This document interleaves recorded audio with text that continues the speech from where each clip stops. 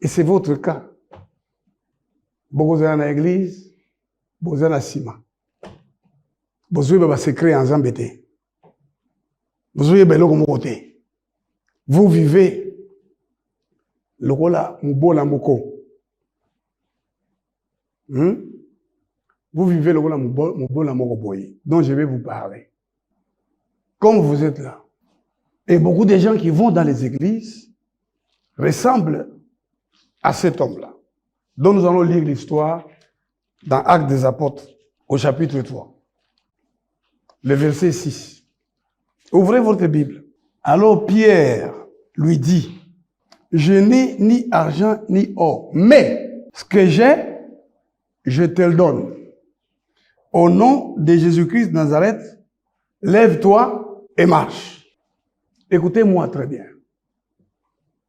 La Bible nous dit que cet homme-là était boiteux de naissance. Vous savez, la Bible parle de la naissance nouvelle. Si quelqu'un est en Christ, c'est une nouvelle créature. Nicodème, docteur d'Israël, ne comprenait pas quand Jésus lui expliquait, il faut que l'homme naisse de nouveau.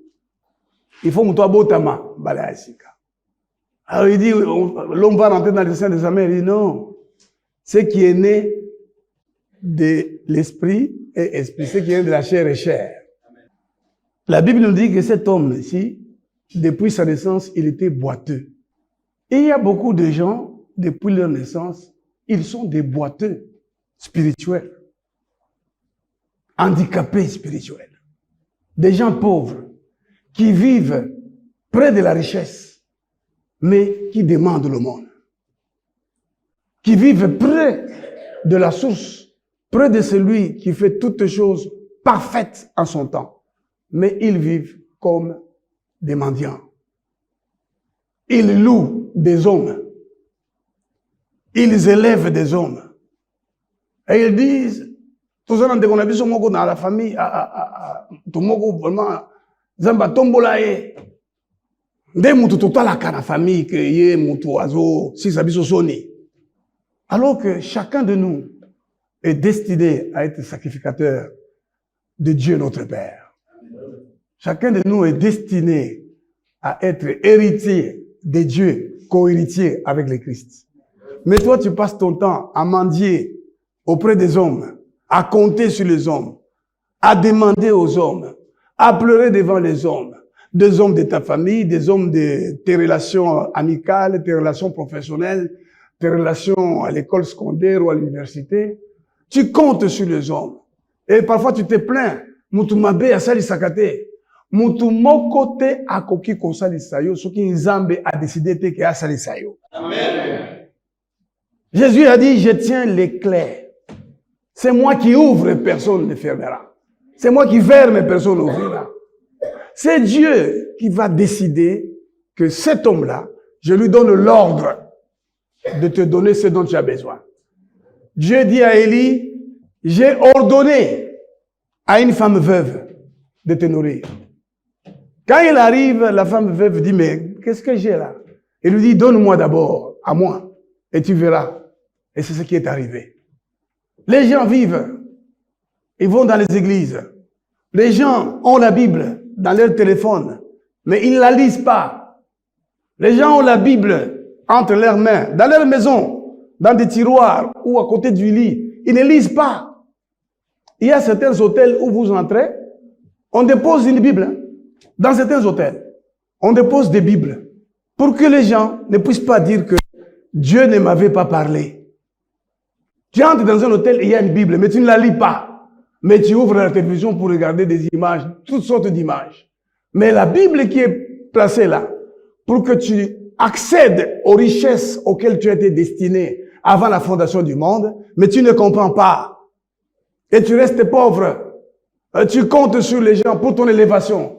Tu comptes sur les gens pour accéder à la richesse, pour accéder aux honneurs. Cet homme ici, depuis sa naissance, c'est un boiteux. Toi aussi, depuis le jour où tu as entendu parler de Christ et que tu as répondu, mais tu es un boiteux. Et tu continues à rester un boiteux. Oui, c'est pour ça que le Seigneur a donné parmi ceux qui sont sauvés, qui sont tous des sacrificateurs, qui sont tous des enfants de Dieu, il a choisi les uns comme apôtres, les autres comme prophètes, les autres comme évangélistes, les autres comme pasteurs et docteurs, pour le perfectionnement des saints, pour que nous ne soyons plus des enfants flottant à tout vent, mais que nous soyons des hommes faits à la stature parfaite de Christ. Amen. Le chrétien doit cesser d'être un enfant qui boite, un boiteux qui va demander à des prophètes de lui parler. Alors qu'il est écrit, prenez garde à la parole qui a été révélée comme, elle est comme une lampe, une lumière qui brille dans l'obscurité. Car aucune prophétie n'a été donnée par la volonté des hommes. C'est inspiré par Dieu que des hommes ont écrit de sa part. Amen. La Bible, c'est la prophétie. Et d'ailleurs, les prophètes du Nouveau Testament, les prophètes néo-testamentaires, quand ils prophétisent, c'est pour édifier l'Église. Oui, quand ils prophétisent, c'est pour exhorter l'Église. Oui, mes chers frères. Amen. Parce que l'homme, le Seigneur dit, chacun me connaîtra. Tous me connaîtront. Même les petits-enfants. Chacun de vous peut connaître Dieu. La connaissance augmentera, dit le Seigneur. La parole de Dieu, elle est là, elle a été écrite. Tu ne la lis pas. Tu es comme un aveugle, comme un chien qui n'aboie pas. Et tu vas dans ton église de temps en temps. Tu ne comprends même pas que la vie de celui qui a reçu Jésus-Christ comme le Fils de Dieu, qui a cru que Jésus-Christ est le Fils de Dieu. On a dit à l'eunuque, quand il a dit à Philippe, voici de l'eau, qu'est-ce qui empêche que je sois baptisé? On lui a dit, si tu crois de tout ton cœur que Jésus-Christ est le Fils de Dieu, on va te baptiser. Celui qui a le Fils a la vie, celui qui n'a pas le Fils n'a pas la vie. Amen. Jésus-Christ est le chemin, la vérité et la vie. Pilate demande à Jésus qu'est-ce que la vérité, mais la vérité était devant lui. Amen. Les gens vivent devant et en présence du Seigneur. Ils parlent de lui, mais ils ne le connaissent pas. Ce sont des malades qui prient, qui font des prières qui n'ont rien à voir avec le Seigneur. La prière biblique consiste à demander à Dieu d'accomplir ce que vous avez lu dans la Bible. C'est ça la prière biblique. Ce n'est pas de répéter de nombreuses paroles comme les païens qui croient qu'à force de paroles ils seront exaucés. Nous, notre Père sait de quoi nous avons besoin. Et il a écrit dans la Bible. Demandez et vous recevrez. Frappez, on vous ouvrira. Cherchez et vous trouverez. Et vous allez voir dans la Bible qu'il y a des gens qui ont cherché, qui ont trouvé, qui ont frappé, on leur a ouvert. Et imitez leur exemple. Tout a été écrit pour nous servir d'exemple à nous qui sommes parvenus à la fin des siècles. Amen. Mais vous ne lisez pas les Écritures. Quand Moïse est mort, Dieu dit à son serviteur, Josué, fils de Nun, mon serviteur Moïse est mort. Et Josué a commencé à trembler. Parce que Dieu l'a choisi. Il s'est dit, mais il a vu les grands miracles de Moïse. Il a vu comment les gens s'opposaient à Moïse, mais comment Moïse triomphait. Mais il s'est dit, mais Ngayoyo, Josué, le Seigneur lui dit, ne tremble pas. Amen. Ces livres de la loi, c'est ça la force de Moïse. Si tu veux connaître, avoir la même force, lis ces livres, médite-les jour et nuit. Et tu verras, si tu agis fidèlement selon ce qui est écrit, tu auras du succès. Amen. Nul ne tiendra devant toi tant que tu vivras. Amen. La parole. La Bible dit Jésus-Christ est la parole de Dieu. Amen. Et sa parole est la vérité. Amen. Et la vérité, c'est Jésus-Christ de Nazareth. Amen. Il a dit, je suis venu dans le monde, je suis né pour rendre témoignage à la vérité. Alléluia. Amen. Donc, beaucoup de gens qui disent qu'ils croient dans le Seigneur Jésus-Christ, ils restent boiteux, demandeurs d'aumône. Je vous ai déjà expliqué comment le Seigneur m'a fait acheter cette propriété dans laquelle se trouve l'église, dans laquelle je vis, se trouvent mes bureaux. J'étais allé à Mbisa parce qu'on m'avait proposé une maison et je voulais l'acheter. Et un commissionnaire se déplace, il va s'asseoir un peu loin et il dit, beauté à la condimaté. Il regarde derrière, il dit, à qui est-ce qu'il parle? Il répète, puis je m'avance vers lui. Il dit, monsieur, pourquoi tu dis ça? Il dit, mais pasteur, l'église dont vous êtes pasteur, c'est l'église de la Gombe, non? Maintenant, il va devenir l'église d'Embiza. Je dis, mais pourquoi tu me dis ça? Il dit, l'église de la Gombe, c'est à côté du cimetière. J'ai dit, à côté du cimetière? Vous voulez parler de la maison que j'ai vue là? On m'a dit qu'elle coûte 350 000 $. Il dit, ah, voilà. Vous parlez de la foi, tu veux dire quoi? Il dit, vous voyez celui qui vend cette propriété-là à côté du cimetière, et il a en vue l'achat de cet endroit. Si je vais l'informer qu'il y a quelqu'un qui veut acheter ce lieu-là, mais qui est intéressé par la maison de la ville, il va baisser les prix pour toi. Moi, je lui dis, mais je n'ai que tel montant ici. Il dit, mais papa, n'est-ce pas? C'est comme ça que nous sommes, mes frères et sœurs. Mais face à nos problèmes personnels, nous chantons, oh, Kolo, mais nous sommes nous ne croyons pas en Jésus-Christ, le Fils du Père, venu en chair, mort à la croix, ressuscité, enterré. Il est monté à la droite du Père. Il tient les clés de la mort, du séjour des morts. C'est lui notre souverain bien. Alléluia. Amen. Et c'est ce que Pierre va expliquer à ces boiteux ici. Vous êtes un boiteux qui est comme ça. Même quand les gens vont se marier, ils font des faire-part. Oh, bon, nous allons nous marier. Frère, Salissa. N'est-ce pas? Ils font des faire-part. Les pasteurs, ils disent, voilà, qui a 1000 $? Le Seigneur m'a révélé. Où est-ce que c'est écrit? Qui a tel montant? Le Seigneur m'a révélé. Et qui vont voir des chrétiens. Dieu m'a dit. Miracle. Mais il faut faire l'offrande de la foi. L'Okuta. Ce sont des boiteux qui prêchent l'évangile. Et qui déforment l'écriture pour leur propre intérêt. La Bible nous dit, ils prêchèrent la parole et le Seigneur confirmait sa parole par des miracles. Les gens sont venus spontanément offrir leurs biens. Quand Ananias et Saphira sont venus aussi offrir, mais en trompant, ils sont morts. On a dit, vous trompez le Saint-Esprit. Vous allez prendre l'argent des gens qui n'ont même pas la foi dans le Seigneur. Vous leur parlez, ils donnent de l'argent, ils donnent de l'argent, et puis ils viennent nombreux parce que vous leur promettez mots et merveilles. Vous ne leur prêchez pas. Hein?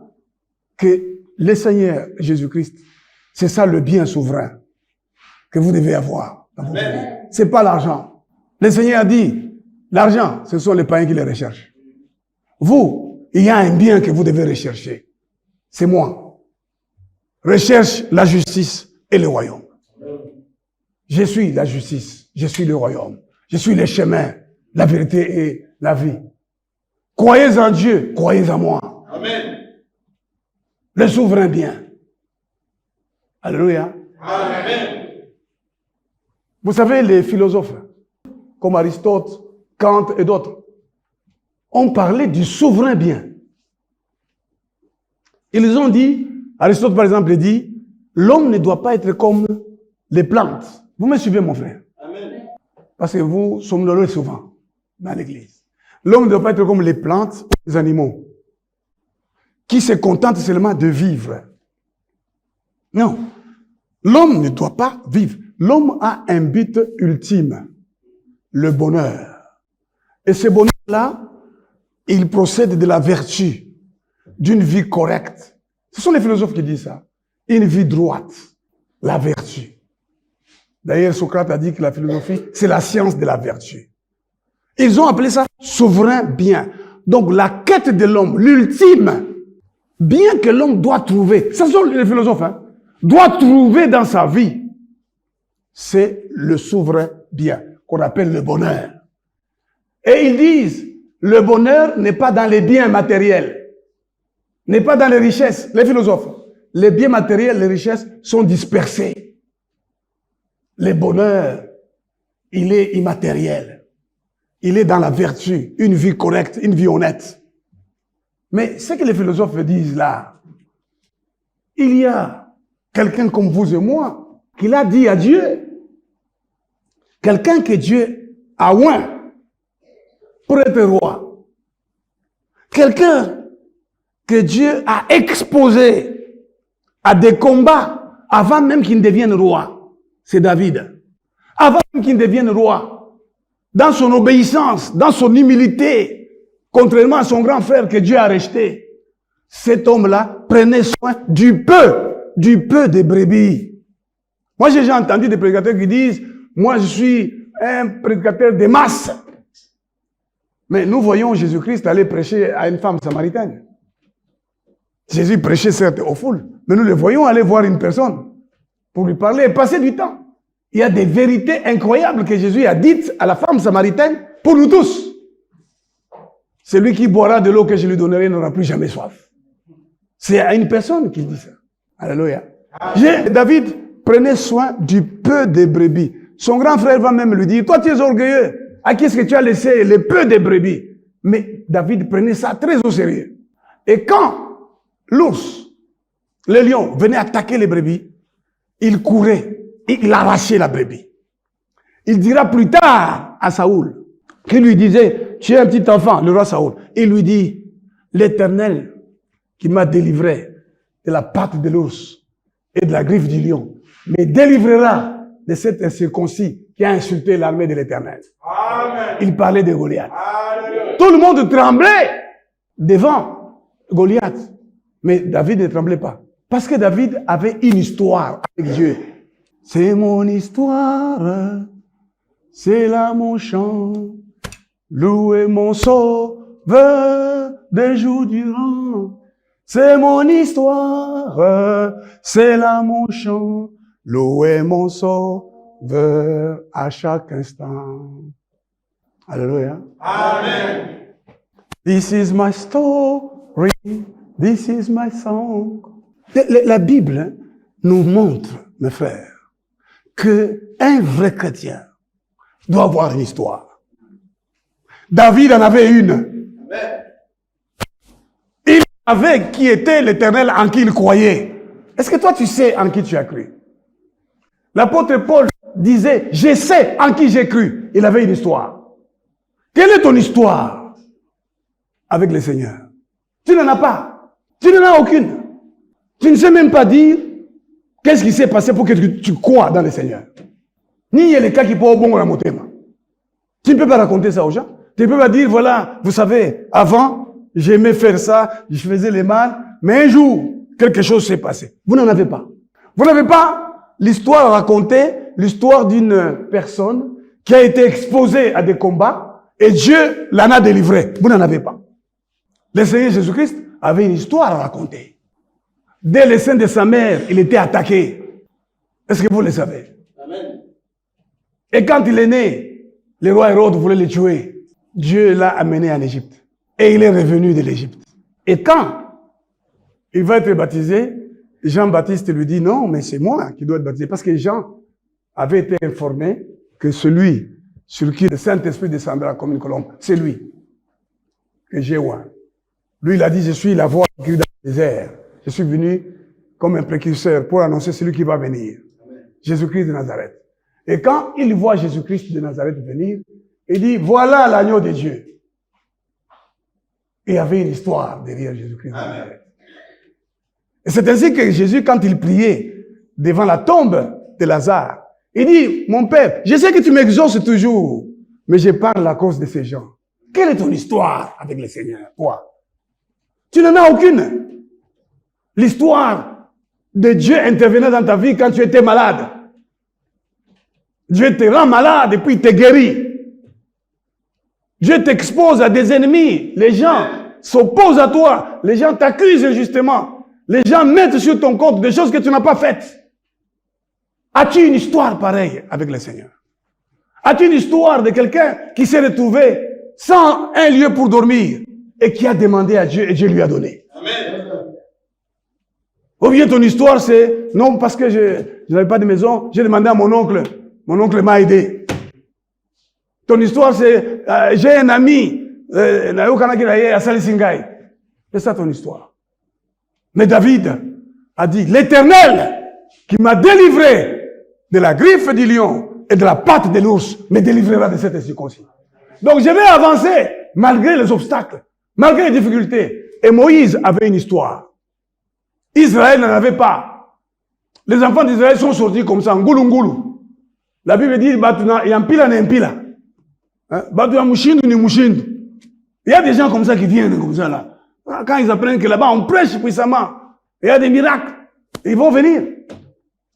Vous voyez que si je deviens président de la République, il y aura une place encore ici. Hein? Et il dit, dans quelle église on a président, à mon engagement, donc il y a des gens qui viennent comme ça. Les gens de toute espèce. Ils arrivent devant la mer Rouge. Ils n'ont aucune histoire avec Dieu. Parce que la Bible dit, Dieu révéla ses voies à Moïse et à Israël ses œuvres. Et ils ne connaissaient que les miracles. Les miracles, ils ne savaient même pas comment se faisaient les miracles. Ils ne connaissaient pas la source. Mais Moïse connaissait la source. L'Éternel qui lui était apparu. N'est-ce pas? Il lui avait dit, qu'as-tu entre tes mains? Il dit, les bâtons, jette-les. Il les jette, il devient un serpent. Prends-les par la queue. Mets ta main ici. Et la main sort de là avec la lèpre. Il dit, remets. Il dit, s'ils ne croient pas au premier signe, ils croiront au deuxième signe. Alléluia. Amen. Est-ce que vous comprenez ça? Amen. Et quand les Amalécites sont venus pour les combattre, Moïse appelle Josué et dit, sors, choisis des hommes, sors et combat Amalek. Moi, j'ai montré sur la montagne.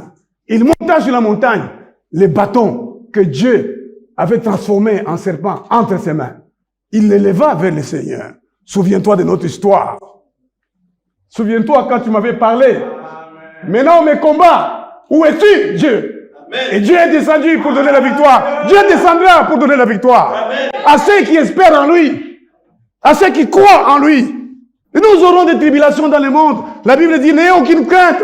J'ai vaincu. Amen. J'ai vaincu le monde. Pourquoi est-ce que vous reculez? Pourquoi vous abandonnez la foi pour aller compter sur des humains?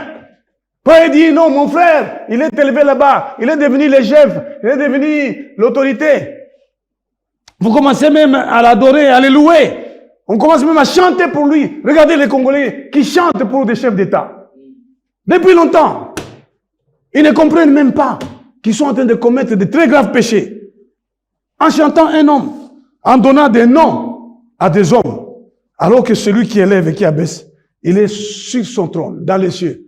Mes frères, vous devez construire votre histoire avec Dieu. Ne vous inquiétez pas de quoi que ce soit, mais faites connaître vos besoins à Dieu par des prières et des supplications. N'allez pas pleurer chez des hommes. Ne louez pas les hommes. Alléluia. Amen. David, non seulement, pendant qu'il gardait les pets de bébé de son père, était combattu. Ensuite, c'est Saoul qui l'a attaqué plusieurs fois, qui voulait le tuer, qui voulait attenter à sa vie. Il a eu pour ennemi des gens de son propre entourage. Même son propre fils est venu l'attaquer pour le renverser. Alors David a compris qu'au-delà des choses matérielles que Dieu pouvait lui donner, mais il y avait une chose que lui avait trouvée, que beaucoup d'hommes n'ont pas trouvé, que les philosophes commençaient à enseigner, que l'Éternel est son souverain bien. Regardez le psaume 16. Allez dans le psaume 16. Hymne de David. Garde-moi, ô Dieu, car je cherche en toi mon refuge. Je dis à l'Éternel, tu es mon Seigneur, tu es mon souverain bien. Les saints qui sont dans le pays, les hommes pieux sont l'objet de toute mon affection. On multiplie les idoles. On court après les dieux étrangers. Je ne répands pas les libations de sang. Je ne mets pas leur nom sur mes lèvres. L'Éternel est mon partage et mon calice. C'est toi qui m'assures mon lot. Un héritage délicieux m'est échu. Une belle possession m'est accordée. J'ai béni l'Éternel, mon conseiller. La nuit même, mon cœur m'exhorte. J'ai constamment l'Éternel sous mes yeux. Quand il est à ma droite, je ne chancelle pas. Aussi, mon cœur est dans la joie, mon esprit dans l'allégresse, et mon corps repose en sécurité. Car tu ne livreras pas mon âme au séjour des morts, et tu ne permettras pas que ton bien-aimé voie la corruption. Tu me feras connaître les sentiers de la vie. Il y a d'abondantes joies devant ta face, des délices éternelles à ta droite. Dans ce psaume, David parle de qui? De Jésus de Nazareth. Amen. Il est dans des difficultés, dans des souffrances, Dieu lui donne la révélation que Jésus-Christ, c'est notre souverain bien. Jésus-Christ, c'est lui notre bonheur. Si tu as Jésus-Christ, tu as tout. Amen. Si tu n'as que l'argent, tu es un pauvre, un malheureux. Alors, cette révélation de David était certainement dans le cœur de Pierre. Lorsqu'il dit, revenons dans les Actes, au chapitre 3. Regardez, la Bible nous dit, Pierre et Jean montaient ensemble au temple à l'heure de la prière. C'était la 9e heure. Il y avait un homme boiteux de naissance, qu'on portait et qu'on plaçait tous les jours à la porte du temple appelé la Belle, pour qu'il demande l'aumône à ceux qui entraient dans les temples. Suivez, cet homme-là était toujours là, depuis sa naissance. Il a reçu de l'argent des gens. Il y a des gens qui lui ont donné de l'argent. Mais ça n'a pas changé son sort. Ça n'a pas résolu son problème. Il était toujours boiteux, un homme dépendant. N'est-ce pas? Un pauvre. Maintenant, il voit Pierre et Jean qui vont entrer. Il fait comme toujours. Bossali Sangai.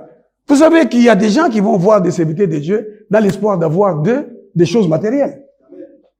Mais on passe on a bondi le ba commerce na nyonso bonga.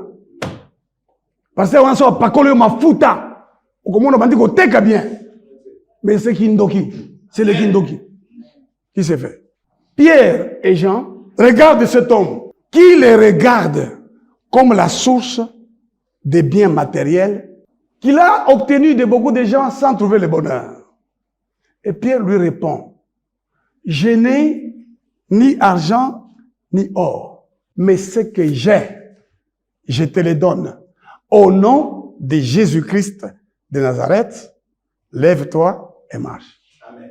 Vous savez, les pharisiens vont demander à Pierre et Jean, c'est par quel pouvoir et au nom de qui avez-vous pu faire marcher cet homme ici?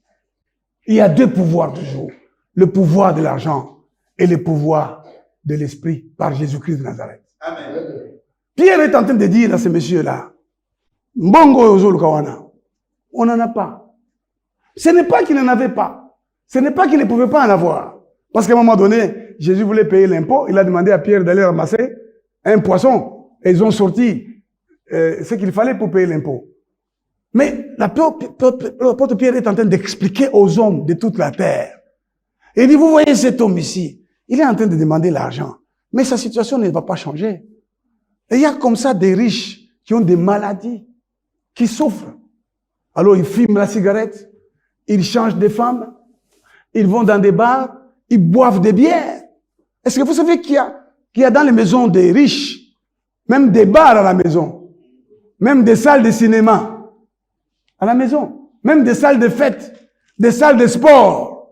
Quand il rentre chez lui à la maison, il va d'abord au bar, il se sert, c'est quelle boisson? Il y a toutes sortes de boissons, whisky, ou je ne sais pas moi quoi. Il se sert ça chez lui. Et puis il prend, dit, comment? Les affaires là, c'est comment? Ah, dit, ma femme ici, moi, elle m'embête, dit, tu n'as pas une petite qui peut un peu me donner un peu de bonheur? Les voilà qui sortent pour une petite. Et là-bas, il ne trouvera pas le bonheur. Il est tous les jours en quête de bonheur. Tous les jours. Dans les fumées là, qu'il sort, c'est le bonheur qu'il cherche. Mais la fumée est en train de s'évaporer. Sa vie est en train de s'évaporer. Jusqu'au jour où il va voir un médecin, le médecin lui dit, ah, patron, je n'ai pas de bonnes nouvelles. Hein. Vous avez un problème de calcul. Et c'est quoi ça encore? Non, vous avez un problème de foie. Oh, c'est quoi encore? Vous avez un problème de colonne vertébrale. Oh, nerf sciatique. Le Seigneur avait dit aux enfants d'Israël, après qu'ils aient traversé, je ne vous frapperai plus de maladies dont j'ai frappé les Égyptiens de l'autre côté. Amen. Si vous obéissez à ma parole. Amen.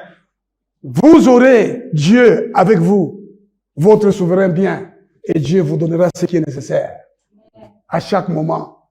Vous n'allez pas envier les gens pour dire, mais eux, ils ont déjà ça, ils ont cela, ils ont cela. Moi, je crois en Jésus-Christ, mais regarde ce que j'ai. Alors tu n'as pas encore compris. Et Pierre et Jean ont compris ça.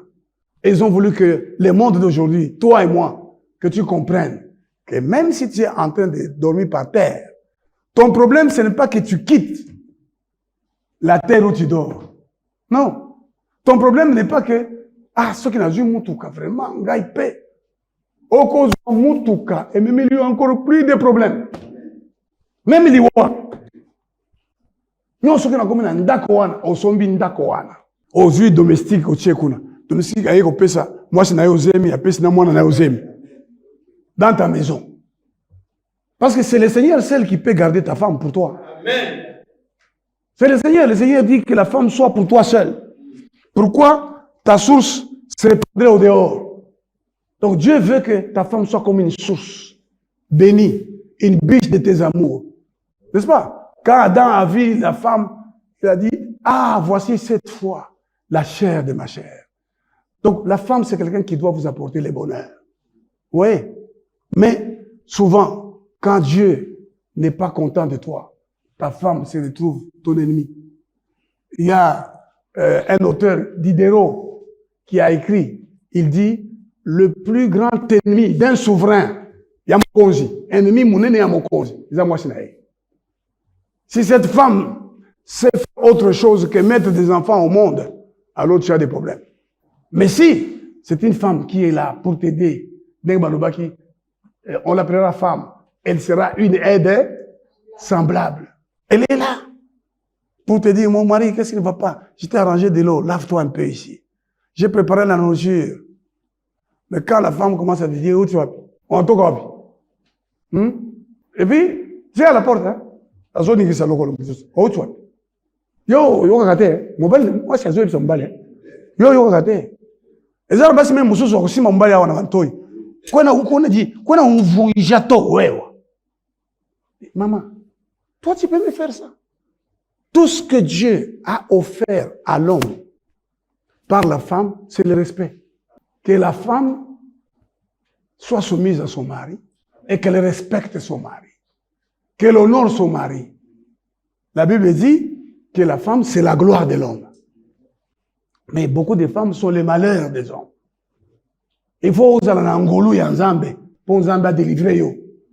Il faut bénir le Seigneur quand le Seigneur peut te délivrer. Parce que Mingi Bazokoufa, il y a des femmes qui viennent dans la vie des gens pour les tuer, pour les détruire. Dès qu'il est dans cette relation-là, c'est la destruction qui va les suivre. Mais si Dieu est avec toi, il va te délivrer de la situation.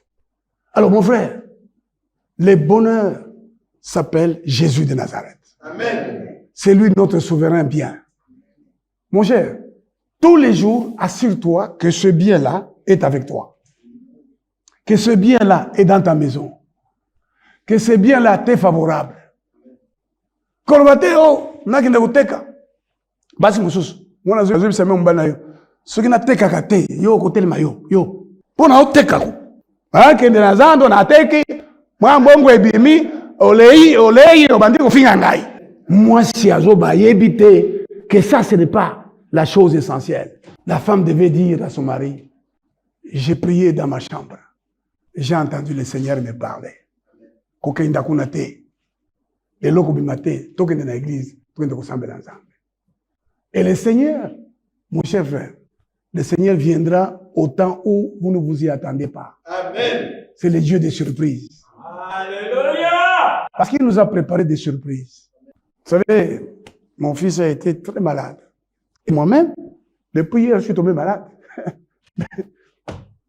Je n'ai pas l'air d'être malade.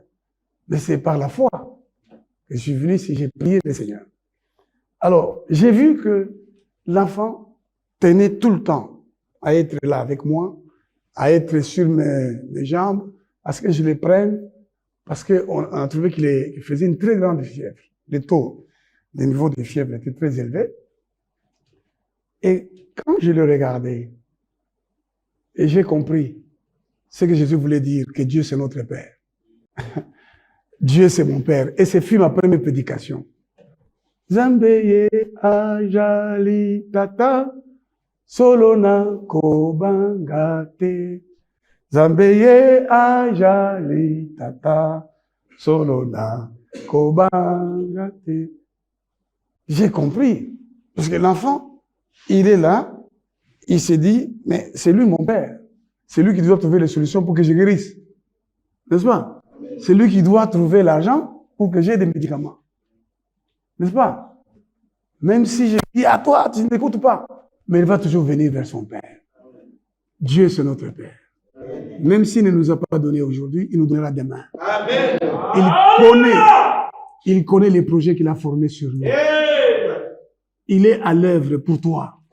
Ne retourne pas chez les buveurs de bière. Ne va pas dans les boîtes de nuit. Ne va pas chercher des femmes. Ne va pas fumer la cigarette. Ne va pas boire de la bière.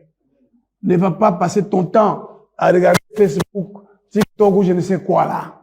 Passe ton temps dans la maison de Dieu. Amen. Comme la Bible dit, ils étaient chaque jour assidus au temple. Ils persévéraient dans les enseignements des apôtres, dans la fraction du pain. Et ils chantaient, ils trouvaient grâce aux yeux du peuple et aux yeux de Dieu. Toi aussi, tu trouveras grâce aux yeux de Dieu. Pour toi et pour ta famille. Amen. Dieu fera de toi le Dieu de ta famille. Par toi, il va venir consoler ta famille. À cause de toi, il sauvera ta famille. Amen. Parce que tu fais de l'Éternel le souverain bien. Jésus-Christ de Nazareth, le souverain bien. C'est ce que Pierre disait à cet homme. Tu me demandes de l'argent, mais moi j'ai le souverain bien. Amen. En son nom, lève-toi et marche. Amen. Et l'homme a marché. Toi aussi tu vas marcher. Amen. Toi aussi tu vas réussir. Amen. Si Jésus-Christ devient ton souverain bien, amen, que Dieu bénisse sa parole.